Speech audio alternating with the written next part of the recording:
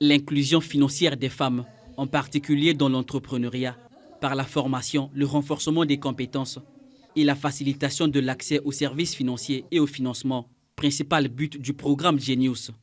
Cette politique de la Chambre nationale des femmes chefs d'entreprise et entrepreneurs du Congo est le sujet central de la deuxième édition du Women Economic Forum, un espace de célébration du génie entrepreneurial féminin, avec l'ambition de faire de la femme une partenaire à prendre en compte dans le processus de développement des nations, notamment du Congo.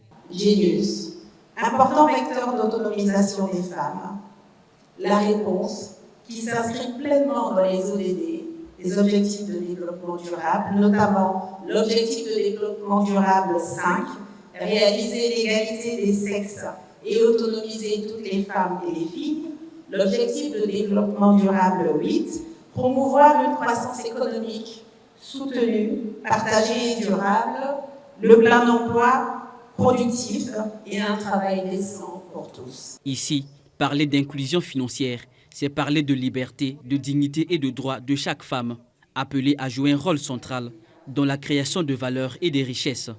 La directrice de cabinet de la Première Dame parle d'entrepreneuriat féminin comme pilier de l'intégration économique du Congo.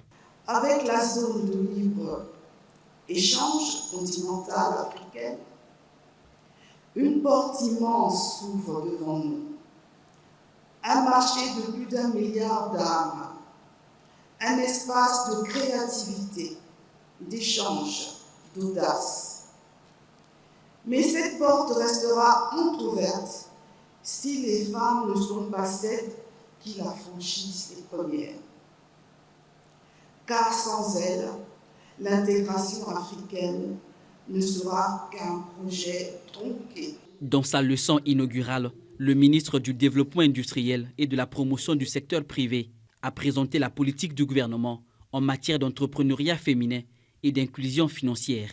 Notre ministère s'attelle à promouvoir une industrialisation inclusive en créant des chaînes de valeur nationales Made in Congo, capables d'intégrer pleinement les femmes entrepreneurs dans les secteurs à haute valeur ajoutée, agro-industrie, énergie numérique et artisanat moyen.